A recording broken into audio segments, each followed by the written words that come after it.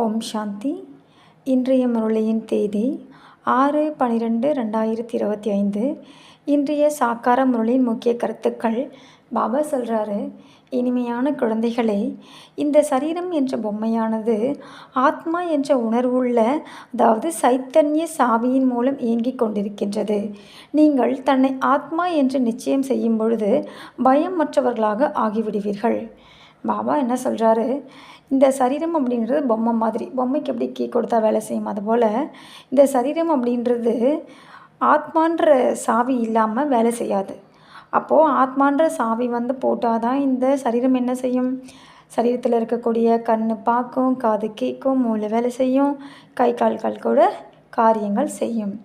அப்போது இந்த சரீரம் ஆத்மான்ற சாவி மூலமாக தான் இயங்கிகிட்ருக்கு. அதனால் நீங்கள் உங்களை ஆத்மானு உணருங்க, ஆத்மான்னு நீங்கள் நிச்சயம் செய்யுங்க. உங்களை ஆத்மானு நீங்கள் நிச்சயம் செஞ்சீங்க அப்படின்னா உங்களுக்குள்ள தைரியம் வந்துடும், பயம் இருக்காது. இன்றைய கேள்வி, ஆத்மா சரீரத்துடன் விளையாடி கொண்டே கீழே வந்திருக்கின்றது. ஆகையால் அதற்கு என்ன பெயர் கொடுக்கலாம்? பதில், மரபொம்மை. நாடகத்தில் மரபொம்மைகளின் விளையாட்டு காண்பிப்பது போன்று ஆத்மாக்களாகிய நீங்களும் மரபொம்மை. 5000 ஆண்டுகளில் விளையாடி கொண்டே கீழே வந்துவிட்டீர்கள். மரபொம்மைகளாகிய உங்களை மீண்டும் மேலே செல்வதற்கான வழி காண்பிப்பதற்காக தந்தை வந்திருக்கின்றார். இப்பொழுது நீங்கள் ஸ்ரீமத் என்ற சாவி பயன்படுத்தும் பொழுது மேலே சென்று விடுவீர்கள். பாபா என்ன சொல்கிறாரு, நமக்கு என்ன பேர் சொல்கிறாரு? மரபொம்மை அப்படின்னு சொல்கிறாரு. நாடகத்தில் எப்படி மரத்தால் செஞ்ச பொம்மையை வச்சு விளையாட்டுலாம் காமிப்பாங்க, அதுபோல் ஆத்மாக்களாகி நீங்களும் 5000 வருட விளையாட்டு விளையாடி, மரபொம்மையாக விளையாடி கீழே வந்துட்டீங்க. உங்களுடைய தூய்மையை இழந்துட்டீங்க. அதனால் பாபா என்ன சொல்கிறாரு, மரபொம்மைகளாகிய உங்களை மேலே போகிறதுக்காக நான் என்ன பண்ணுறேன், உங்களுக்காக ஸ்ரீமத் அப்படின்ற சாவி நான் கொடுக்குறேன் அப்படின்னு சொல்கிறாரு. அப்போது இந்த ஸ்ரீமத்ன்ற சாவியை யூஸ் பண்ணி நம்ம என்ன பண்ணணும், தூய்மையாகி மேலே செல்ல வேண்டும். இன்றைய பாடல், கூட்டத்தின் நடுவே உயர்வாய் எரியும் தீபம். ஓம் சாந்தி. ஆன்மீக தந்தை ஆன்மீக குழந்தைகளுக்கு ஸ்ரீமத் கொடுக்கின்றார். யாருடைய, அதாவது எந்த ஒரு குழந்தையின் நடத்தை நன்றாக இல்லையெனில் உனக்கு ஈஸ்வரன் தான் நல்ல வழி காண்பிக்க வேண்டும் என்று தாய் தந்தை கூறுவர். ஆனால் ஈஸ்வரன் உண்மையிலேயே வழி காண்பிப்பார் என்பது அவர்களுக்கே தெரியாது. இப்பொழுது குழந்தைகளாகிய உங்களுக்கு ஈஸ்வரிய வழி கிடைத்து கொண்டிருக்கின்றது. அதாவது ஆன்மீக தந்தை குழந்தைகள் சிரேஷ்டமாக ஆகுவதற்காக சிரேஷ்ட வழியை கொடுத்து கொண்டிருக்கின்றார். இப்பொழுது நாம் சிரேஷ்டத்திலும் சிரேஷ்டமானவர்களாக ஆகிக் கொண்டிருக்கின்றோம் என்பதை நீங்கள் புரிந்திருக்கின்றீர்கள். தந்தை நமக்கு எவ்வளவு உயர்ந்த வழியை கொடுத்து கொண்டிருக்கின்றார். நாம் அவரது வழிப்படி நடந்து மனிதனில் இருந்து தேவதைகளாக ஆக்கிக் கொண்டிருக்கின்றோம். ஆக மனிதனை தேவதையாக ஆக்கக்கூடியவர் தந்தை என்பது நிரூபணம் ஆகின்றது. மனிதனை தேவதையாக ஆக்கினார் என்று சீக்கியர்களும் பாடுகின்றனர். ஆக அவசியம் மனிதனை தேவதையாக ஆக்கக்கூடிய வழி கொடுக்கின்றார். அப்போது இந்த ஞானத்தை யார் கொடுக்க முடியும்? ஒரே ஒரு உயர்ந்த சிவபாபா மட்டும்தான் கொடுக்க முடியும். மனிதிலிருந்து தேவதையை யாராக்க முடியும்? ஒரே ஒரு சிவபாபா மட்டும்தான் இந்த காரியத்தை செய்ய முடியும். ஆக அவசியம் மனிதனை தேவதையாக ஆக்கக்கூடிய வழி கொடுக்கின்றார். ஏக் ஓங்கார், கடவுள் ஒருவரே, செய்விப்பவர், பயமற்றவர்களாக என்றும் அவரது மகிமை பாடப்படுகின்றது. நீங்கள் அனைவரும் பயமற்றவர்களாக ஆகிவிடுகின்றீர்கள். தன்னை ஆத்மா என்று புரிந்து கொள்கிறீர்கள் அல்லவா? ஆத்மாவிற்கு எந்த பயம் இருப்பதும் கிடையாது. பயமற்றவர்களாக ஆகுங்கள் என்று தந்தை கூறுகின்றார். எதற்கு பயப்பட வேண்டும்? உங்களுக்கு எந்த பயமும் கிடையாது. நீங்கள் தங்களது வீட்டில் அமர்ந்தபடியே தந்தையின் ஸ்ரீமத் பெற்றுக்கொண்டிருக்கின்றீர்கள். யாருடைய ஸ்ரீமத்? கொடுப்பது யார்? இந்த விஷயங்கள் கீதையில் கிடையாது. இப்பொழுது குழந்தைகளாகிய நீங்கள் புரிந்திருக்கின்றீர்கள். நீங்கள் பதீதம் ஆகிவிட்டீர்கள். பாவனம் ஆகுவதற்காக என்னை நினைவு செய்யுங்கள் என்று தந்தை கூறுகின்றார். புருஷோத்தம் ஆகக்கூடிய இந்த மேளா, அதாவது சந்திப்பு, சங்கமயுகத்தில் தான் ஏற்படுகின்றது. பலர் ஸ்ரீமத் பெறுகின்றார்கள். இது இதுதான் ஈஸ்வரனுடன் குழந்தைகளின் மேளா என்று கூறப்படுகின்றது. இப்போது இந்த சங்கமயுகத்தில் நம்மளும் பாபாவும் சந்திக்கக்கூடிய இந்த சந்திப்பு தான் ஈஸ்வரனுடன் குழந்தைகளின் சந்திப்பு அல்லது மேளா அப்படின்னு சொல்லப்படுது. ஈஸ்வரனும் நிராகாரராக இருக்கின்றார், குழந்தைகளும் அதாவது ஆத்மாக்கள் நம்மளும் நிராகாரராக இருக்கின்றனர். நான் ஆத்மா என்ற இந்த பழக்கத்தை மிகவும் பக்காவாக உறுதியாக ஆக்கிக் கொள்ள வேண்டும். எவ்வாறு பொம்மைக்கு சாவி கொடுத்துவிட்டால் அது நடனம் ஆட ஆரம்பித்துவிடும், ஆக ஆத்மாவும் இந்த சரீரம் என்ற பொம்மைக்கு சாவி ஆகும். ஆத்மா இதில் இல்லையெனில் எதுவும் செய்ய முடியாது. நீங்கள் சைத்தன்ய பொம்மைகள், பொம்மைக்கு சாவி கொடுக்கவில்லை எனில் எந்த வேலைக்கும் பயன்படாது, நின்றுவிடும். ஆத்மாவும் சைத்தன்ய சாவியாகும், இது அழிவற்ற சாவியாகும். நான் ஆத்மாவை தான் பார்க்கின்றேன் என்று தந்தை புரிய வைக்கின்றார். ஆத்மாதான் கேட்கின்றது என்ற பழக்கத்தை பக்கா ஆக்கிக் கொள்ள வேண்டும். இந்த சாவியின்றி சரீரம் இயங்காது. இவருக்கும் அழிவற்ற சாவி கிடைத்திருக்கின்றது. இவரது சாவி 5000 ஆண்டிற்கு இயங்குகின்றது. சைத்தன்ய சாவியாக இருக்கின்ற காரணத்தினால் சக்கரம் சுற்றி கொண்டே இருக்கின்றது. இது சைத்தன்யமான பொம்மையாகும். தந்தையும் சைத்தன்ய ஆத்மா ஆவார். சாவி முடிவடையும் பொழுது தந்தை மீண்டும் புதிய யுக்தி, அதாவது என்னை நினைவு செய்தால் மீண்டும் சாவி கொடுக்கப்பட்டுவிடும். இப்போது பாபாவும் இந்த ட்ராமாவுக்கு சாவி கொடுக்குறார். அவர் சாவி கொடுக்கும்போது ட்ராமா மறுபடியும் மீண்டும் சத்தியுகம் ஸ்டார்ட் ஆகுது, படிப்படியாக கீழே இறங்கி வருது. இப்போது கலியுக இறுதியில் சாவி முடிய போகுது. அப்போது இப்போ தான் நமக்கு மீண்டும் ஞானத்தை கொடுக்குறாரு. ஆத்மா தமோ பிரதானத்திலிருந்து சதோ பிரதானமாக ஆகிவிடும் என்று கூறுகின்றார். எவ்வாறு மோட்டாரில் பெட்ரோல் தீர்ந்ததும் மீண்டும் நிரப்பப்படுகின்றது அல்லவா? எனக்குள் இப்பொழுது பெட்ரோல் எப்படி நிரப்புவது என்பதை உங்களது ஆத்மா புரிந்திருக்கின்றது. பேட்டரியில் சக்தி, அதாவது சார்ஜ் குறைந்ததும் அதில் மீண்டும் சக்தி நிரப்பப்படுகிறது அல்லவா? எந்த அளவிற்கு நினைவு செய்கின்றீர்களோ அந்த அளவிற்கு சக்தி நிரம்பும். 84 பிறவிகள் எடுத்து பேட்டரியில் சக்தி காலியாகிவிட்டது, சதோ ரஜோ தமோவாக ஆகிவிட்டது. இப்பொழுது மீண்டும் சாவி கொடுப்பதற்காக தந்தை வந்திருக்கின்றார், அதாவது சக்தியை நிரப்புவதற்காக வந்திருக்கின்றார். சக்தி இல்லையெனில் மனிதர்கள் என்னவாக ஆகிவிடுகின்றனர்? ஆக இப்பொழுது நினைவின் மூலம்தான் பேட்டரியின் சக்தியை நிரப்ப வேண்டும். இதை மனித பேட்டரி என்றும் கூறலாம். என்னிடத்தில் தொடர்பு வையுங்கள் என்று தந்தை கூறுகின்றார். இந்த ஞானம் ஒரே ஒரு தந்தை தான் கொடுக்கின்றார். சத்கதி கொடுக்கும் வள்ளல் அந்த ஒரே ஒரு தந்தை ஆவார். இப்பொழுது பேட்டரி முழுவதும் சக்தி நிரப்பப்படுகின்றது. இதன் மூலம் நீங்கள் முழு 84 பிறவிகள் நடிப்பு நடிக்கின்றீர்கள். எவ்வாறு நாடகத்தில் மரபொம்மைகளை நடனமாடச் செய்வார்கள் அல்லவா? ஆத்மாக்களாகிய நீங்களும் இவ்வாறு மரபொம்மை போன்று இருக்கின்றீர்கள். மேலிருந்து கீழே இறங்கி 5000 ஆண்டுகளில் முற்றிலும் கீழான நிலைக்கு வந்துவிட்டீர்கள். பிறகு தந்தை மேலே அழைத்து செல்கின்றார். அவர் மரபொம்மைகளை ஆட்டுவிப்பவர் ஆவார். கீழிறங்கும் கலை மற்றும் முன்னேறும் கலையின் அர்த்தத்தை தந்தை புரிய வைக்கின்றார். 5000 ஆண்டிற்கான விஷயம் ஆகும். ஸ்ரீமத் மூலம் நமக்கு சாவி கொடுக்கப்படுகின்றது என்பதை நீங்கள் அறிவீர்கள். நாம் முழு சதோ பிரதானமாக ஆகிவிடுவோம். பிறகு மீண்டும் முழு பாகத்தையும் நடிப்போம். புரிந்து கொள்ள மற்றும் புரிய வைப்பதற்கு எவ்வளவு எளிய விஷயமாகும். யார் கல்பத்திற்கு முன்பு புரிந்திருந்தார்களோ அவர்கள்தான் புரிந்து கொள்ள முடியும் என்று தந்தை கூறுகின்றார். நீங்கள் எவ்வளவுதான் தலையை உடைத்து கொண்டாலும் அதிகம் புரிந்து கொள்ள மாட்டார்கள். அனைவருக்கும் ஒரே மாதிரியாகத்தான் தந்தை புரிய வைக்கின்றார். எங்கு அமர்ந்திருந்தாலும் தந்தையை நினைவு செய்ய வேண்டும். எதிரில் பிராமணி, அதாவது நிமித்தமானவர்கள் யாரும் இல்லாமல் இருந்தாலும் நினைவில் அமர்ந்திருக்க வேண்டும். தந்தையின் நினைவின் மூலம்தான் நமது விகர்மங்கள் அழியும் என்பதை நீங்கள் அறிவீர்கள். ஆக அப்படிப்பட்ட நினைவில் அமர்ந்து விட வேண்டும். யாரையும் அமரச் செய்ய வேண்டும் என்று அவசியம் கிடையாது. சாப்பிட்டாலும் அருந்தினாலும் குளித்தாலும் தந்தையை நினைவு செய்யுங்கள். சிறிது நேரத்தில் வேறு யாராவது எதிரில் அமர்ந்து விடுகிறார்கள். சிறிது நேரத்தில் வேறு யாராவது எதிரில் அமர்ந்து விடுகின்றனர். அவர்கள் உங்களுக்கு உதவி செய்வர் என்பது கிடையாது. ஒவ்வொருவரும் அவரவர்களுக்கு உதவி செய்து கொள்ள வேண்டும். இப்படியெல்லாம் செய்யுங்கள். உங்களது புத்தி தெய்வீகமானதாக ஆகிவிடும் என்று ஈஸ்வரன் வழி கூறுகின்றார். இது தூண்டுதல் கொடுக்கப்படுகின்றது. அனைவருக்கும் ஸ்ரீமத் கொடுத்து கொண்டிருக்கின்றார். ஆனால் சிலரது புத்தி மந்தமாக, சிலரது புத்தி வேகமாக இருக்கின்றது.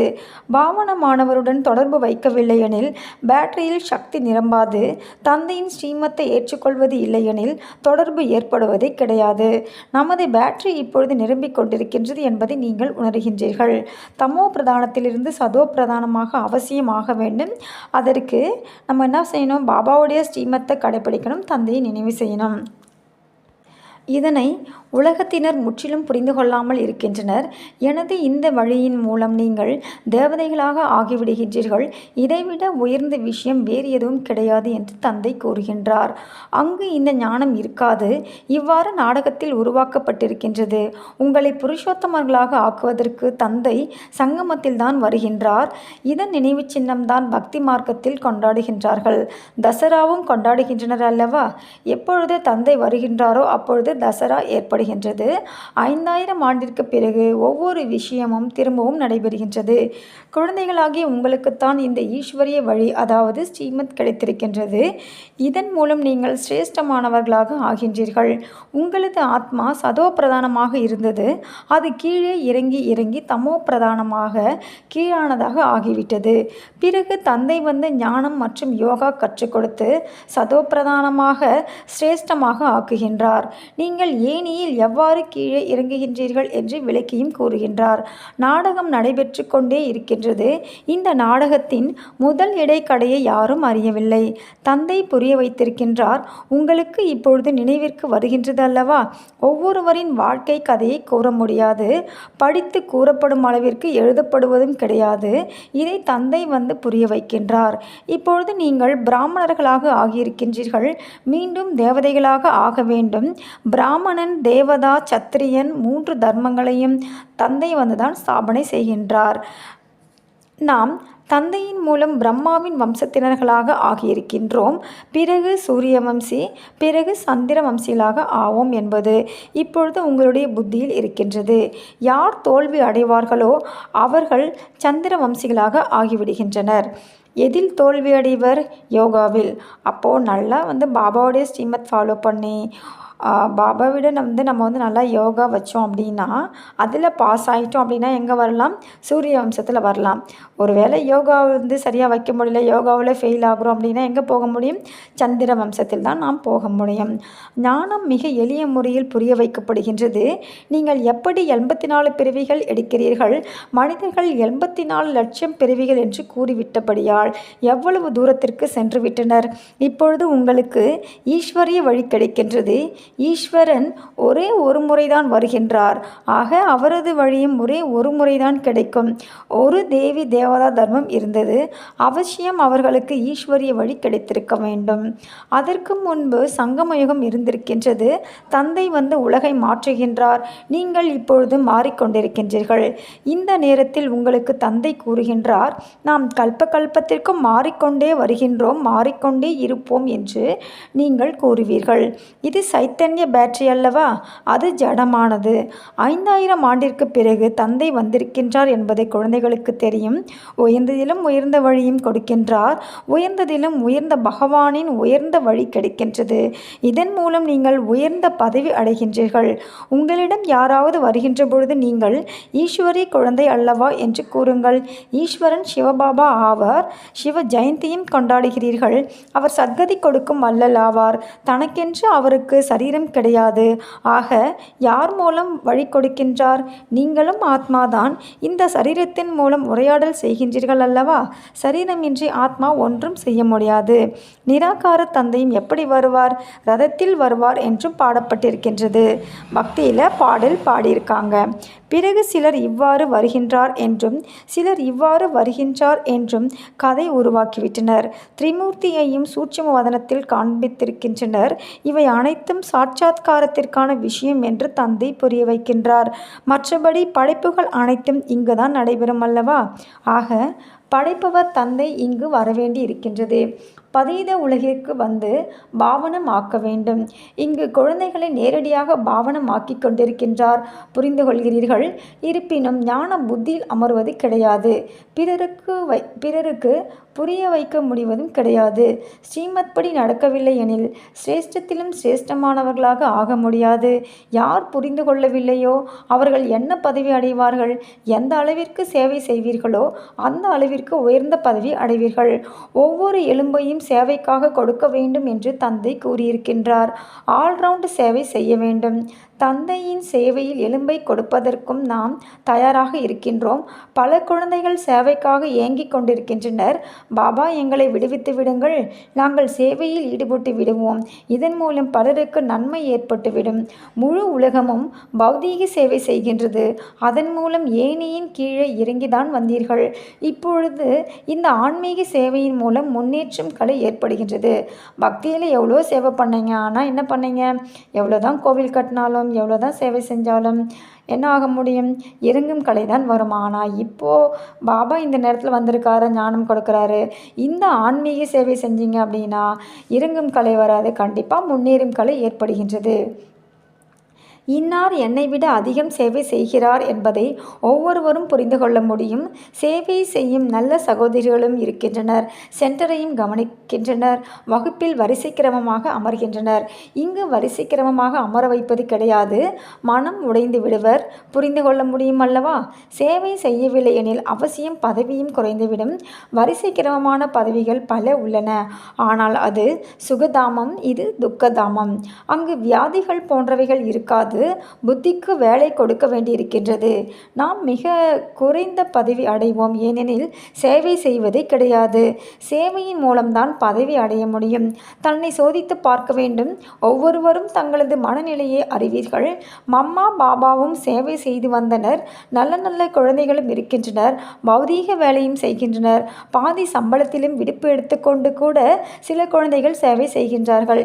யார் பாபாவின் உள்ளத்தில் அமர்கின்றார்களோ அவர்கள் தான் தங்க சிம்மாசனத்தில் அமர்வார்கள். வரிசை கிரமமான முயற்சியின்படி இவ்வாறே வெற்றி மாலையிலும் வந்துவிடுவர். அர்ப்பணமும் ஆகின்றனர், சேவையும் செய்கின்றனர். சிலர் அர்ப்பணமாகிவிட்டு சேவை செய்யவில்லை எனில் பதவி குறைந்துவிடும் அல்லவா? ஸ்ரீமத் மூலமாக ராஜ்யம் ஸ்தாபனை ஆகி கொண்டிருக்கின்றது. இப்போது எப்போதாவது கேள்விப்பட்டிருக்கின்றீர்களா? அதாவது படிப்பின் மூலம் ராஜ்யம் ஸ்தாபனை ஆகிறது என்று கேள்விப்பட்டிருக்கின்றீர்களா? பார்த்திருக்கின்றீர்களா? தானம் புண்ணியம் செய்வதன் மூலம் அரசு குடும்பத்தில் பிரிவு எடுக்க முடியும். ஆனால் படிப்பின் மூலம் ராஜ்ய பதவி கிடைத்தது என்று ஒருபொழுதும் எங்கும் கேள்விப்பட்டிருக்க மாட்டீர்கள். இது யாருக்குமே தெரியாது. நீங்கள் தான் முழுமையாக 84 பிறவிகள் எடுத்திருக்கின்றீர்கள் என்று தந்தை புரிய வைக்கின்றார். நீங்கள் இப்பொழுது மேலே செல்ல வேண்டும். செல்வது மிக எளிதுதான். நீங்கள் கல்ப கல்பமாக வரிசை கிரமமாக புரிந்து கொள்கின்றீர்கள். தந்தையும் அன்பு நினைவுகளை வரிசை கிரமமாக முயற்சிக்கேற்ப கொடுத்து கொண்டே இருக்கின்றார். யார் சேவை செய்கின்றீர்களோ அவர்களுக்கு மிக அதிகமான அன்பு நினைவுகளை கொடுப்பார். ஆக நான் உள்ளத்தில் அமர்ந்திருக்கின்றேனா, மாலையில் மணியாக ஆக முடியுமா என்று தன்னை சோதித்து பார்க்க வேண்டும். படிக்காதவர்கள் அவசியம் படித்தவர்கள் முன் வேலை செய்வார்கள். நாடகத்தில் பாகம் இல்லையெனில் எவ்வளவுதான் தலையை உடைத்து கொண்டாலும் முன்னேறவே மாட்டார்கள். ஏதாவது கிரகாச்சாரம் பிடித்து கொள்கிறது என்றால் தேக அபிமானத்தில் வந்துவிடுவார்கள். பிறகு விகாரத்தில் மாட்டிக்கொள்வார்கள். முக்கியமான கடுமையான வியாதி தேக அபிமானம் ஆகும். சத்தியுகத்தில் தேக அபிமானத்திற்கான பெயரே இருக்காது. அது உங்களது பிராப்தியாகும். இங்குதான் தந்தை புரிய வைக்கின்றார். தன்னை ஆத்மா என்று புரிந்து கொண்டு என் ஒருவனை நினைவு செய்யுங்கள் என்று ஸ்ரீமத் கொடுக்கின்றார். தந்தையை தவிர வேறு யாரும் கொடுப்பது கிடையாது. இது முக்கியமான விஷயமாகும். ஒருவேளை நினைவு செய்யுங்கள் என்று நிராகார பகவான் கூறுகின்றார் என்று எழுத வேண்டும். தன்னை ஆத்மா என புரிந்து கொள்ளுங்கள். தனது தேகத்தையும் நினைவு செய்யாதீர்கள். எவ்வாறு பக்தியில் ஒரே ஒரு சிவனை மட்டுமே பூஜை செய்கிறீர்கள். இப்பொழுது ஞானத்தையும் ஒரே ஒரு சிவபாபா தான் கொடுக்கின்றார். மற்ற அனைத்து பக்தியாகும். கலப்படமற்ற ஒரே ஒரு ஞானம் ஒரே ஒரு சிவபாபாவிடமிருந்து இப்பொழுது உங்களுக்கு கிடைத்து கொண்டிருக்கின்றது. நல்லது. இனிமையிலும் இனிமையான தேடி கண்டெடுக்கப்பட்ட செல்லமான குழந்தைகளுக்கு தாய் தந்தையாகிய பாப்தாதாவின் அன்பு நினைவுகள் மற்றும் காலை வணக்கம். ஆன்மீக குழந்தைகளுக்கு ஆன்மீக தந்தையின் அன்பு நினைவுகள் மற்றும் நமஸ்தே. ஆன்மீக தந்தைக்கு ஆன்மீக குழந்தைகளின் அன்பு நினைவுகள் மற்றும் காலை வணக்கம். இன்றைய தாரணைக்கான முக்கிய சாரம். ஃபர்ஸ்ட் பாயிண்ட்டு, தந்தை எந்த ஞான ரத்தினங்களை கொடுத்திருக்கின்றாரோ அதை மட்டுமே தேர்ந்தெடுக்க வேண்டும், கற்களை அல்ல. தேக அபிமானம் என்ற கடுமையான நோயிலிருந்து தன்னை பாதுகாத்து கொள்ள வேண்டும். பாபா இப்போ நமக்கு என்ன ஸ்ரீமத் சொல்கிறாரோ அதை மட்டும் தான் நம்ம செலக்ட் பண்ணி அதன்படி நடக்கணும், கற்களை அல்ல. தேக அபிமானம் அப்படின்றது கடுமையான வியாதி. இந்த தேக அபிமானம் வந்ததுனால தான் நம்ம ராஜ்யத்தையே இழந்தோம், விகார குணத்துக்குள்ளே போயிட்டோம். அதனால் தேக அபிமானம் அப்படின்ற வியாதியிலிருந்து தன்னை பாதுகாத்து கொள்வதற்காக தந்தையின் ஸ்ரீமத்தை ஃபாலோ பண்ணுங்க, ஆத்ம அபிமானி ஆகுங்கன்னு சொல்கிறாரு. 2வது பாயிண்ட்டு, தனது பேட்டரியில் முழுமையாக சக்தியை நிரப்பிக் கொள்வதற்காக பவர் ஹவுஸ் தந்தையிடத்தில் தொடர்பு வைத்து கொள்ள வேண்டும். ஆத்ம அபிமானியாக இருப்பதற்கான முயற்சி செய்ய வேண்டும், பயமற்று இருக்க வேண்டும். அப்போது நம்ம பிறப்பை எடுத்து சரீர உணர்வில் வந்துட்டோம், நம்மளுடைய சார்ஜ் ஃபுல்லாக ட்ரெயின் ஆகிடுச்சு. அப்போது அதை இப்போ நம்ம ஆத்ம அபிமானி ஆகணும், என்ன பண்ணணும், மீண்டும் நம்மளுடைய பேட்டரியை சார்ஜ் போடணும். அப்போது சார்ஜ் போடணும், எங்கே போட முடியும், பவர் ஹவுஸ் தந்தையிடத்தில் நாம் யோகா வச்சுக்கிட்டோம் அப்படின்னா மீண்டும் நம்முடைய சார்ஜ் நிரம்பிவிடும். அப்போது ஆத்ம அபிமானியாக இருப்பதற்கான முயற்சி செய்யணும். ஆத்ம அபிமானியாக ஆயிட்டோம் அப்படின்னா நம்மக்கிட்ட பயம் இருக்காது. இன்றைய வரதானம், வள்ளல் தன்மையின் பாவனை மூலம் ஆசை என்றால் என்னவென்றே அறியாத ஸ்திதியின் அனுபவம் செய்யக்கூடிய திருப்தியான ஆத்மா ஆகுக. நாம் வள்ளலின் குழந்தைகள் ஆகி அனைத்து ஆத்மாக்களுக்கும் கொடுக்க வேண்டும் என்ற இந்த ஒரே ஒரு லட்சியம் சதா இருக்க வேண்டும். வள்ளல் தன்மையின் பாவனை வைப்பதனால் சம்பன்ன ஆத்மா ஆகிவிடுவீர்கள். மற்றும் யார் சம்பன்னம் ஆகுவார்களோ அவர்கள் சதா திருப்தியாக இருப்பார்கள். நான் கொடுக்கக்கூடிய வள்ளலின் குழந்தை கொடுப்பதுதான் பெறுவது. இந்த பாவனையே சதா தடையற்றவராகவும் ஆசை என்றால் என்னவென்றே அறியாத ஸ்திதியையும் அனுபவம் செய்விக்கின்றது. சதா ஒரு லட்சியத்தின் பக்கம்தான் பார்வை இருக்க வேண்டும். அந்த லட்சியம் பிந்து என்பதாகும். மற்ற எந்த விஷயங்களிலும் விஸ்தாரத்தை பார்த்தாலும் பார்க்காதீர்கள், கேட்டாலும் கேட்காதீர்கள். பாபா என்ன சொல்கிறார் வரதானத்தில், அதாவது பாபா என்ன பண்ணுறாரு, எல்லாருக்குமே எல்லாத்தையும் கொடுக்குறார். நிந்தனை பண்ணுறவங்களுக்கும் சரி எல்லாருக்கும் எல்லாத்தையும் கொடுத்துக்கிட்டே தான் இருக்கார். யார்கிட்டேருந்து எதுவும் வாங்குறதே கிடையாது. அப்படிப்பட்ட உயர்ந்த வள்ளலின் குழந்தைகள் நம்ம. அப்போ நம்ம என்ன செய்யணும், வள்ளல் தன்மையின் பாவனை வச்சு ஒவ்வொரு ஆத்மாவுக்கும் நம்ம கொடுத்துக்கிட்டே இருக்கணும். பாபா கிட்டேருந்து நம்ம என்னெல்லாம் அடைஞ்சோமோ மற்றவர்கள் மீது இரக்கம் வைத்து நம்மிடம் இருக்கக்கூடிய அனைத்து சக்திகளையும் குணங்களையும் மற்றவர்களுக்கு ஸ்ரீமத்தையும் நம்ம கொடுக்கணும். அப்போது நம்ம மற்றவங்களுக்கு கொடுக்கும்போது என்ன ஆகுவோம், நம்மளும் சம்பன்னம் ஆகிடுவோம். மற்றவங்களுக்கு கொடுக்கறதுனால நம்மக்கிட்ட எதுவுமே குறையாது, நிறைந்து விடுவோம், முழுமையாக சம்பன்னம் ஆகிவிடுவோம். அப்போது நம்ம கொடுக்கக்கூடிய வள்ளலின் குழந்தை. அதனால் நம்ம சதா கொடுத்துக்கிட்டே இருக்கணும். கொடுக்கறதுனால சதா தடையற்றவராகவும் ஆசை என்றால் என்னவென்று அறியாத ஒரு ஸ்திதியும் நமக்கு அனுபவம் ஆகும். இன்றைய ஸ்லோகன், புத்தி மற்றும் ஸ்திதி ஒருவேளை பலவீனமாக உள்ளது என்றால் அதற்கான காரணம் வீணான எண்ணம் ஆகும். அப்போது நம்மக்கிட்ட வீணான எண்ணம் ஏதாவது இருந்ததுன்னா என்ன ஆகிடும், நம்மளுடைய புத்தி மற்றும் நம்மளுடைய ஸ்திதி பலகீனமாகிடும். அதனால் வீணான எண்ணத்தை முற்றிலும் ஒழித்து விடுங்கள். இன்றைய அவ்யக்தி இஷாரா, இப்பொழுது சம்பன்னம் மற்றும் கர்மாதித் ஆகுவதற்காக ஆர்வத்துடன் செயல்படுங்கள். கர்மாதித் ஆகுவதற்காக கர்மங்களின் கணக்கு வழக்குகளில் இருந்து விடுபடுங்கள். சேவையில் கூட சேவையின் பந்தனத்தில் மாட்டியிருக்கும் சேவாதாரியாக அல்லாமல் பந்தனத்திலிருந்து விடுபட்டவராகி சேவை செய்யுங்கள். அதாவது எல்லைக்குட்பட்ட ராயல் இச்சைகளில் இருந்து விடுபட்டவர் ஆகுங்கள். எவ்வாறு தேகத்தின் பந்தனம் தேகத்தின் சம்பந்தத்தின் பந்தனம் உள்ளதோ அதுபோல சேவையில் சுயநலம் கொண்டிருப்பதும் கூட பந்தனம் ஆகும். இந்த பந்தனமும் கர்மாதித் ஆகுவதில் தடை ஏற்படுத்துகின்றது. கர்மாதித் ஆகுவது என்றால் இந்த ராயல் கணக்கு வழக்கில் இருந்து விடுபட வேண்டும். இப்போது நம்ம கர்மாதித் நிலை அடையணும் அப்படின்னா கர்மங்களின் கணக்கு வழக்கிலிருந்து முற்றிலுமாக விடுபடணும்.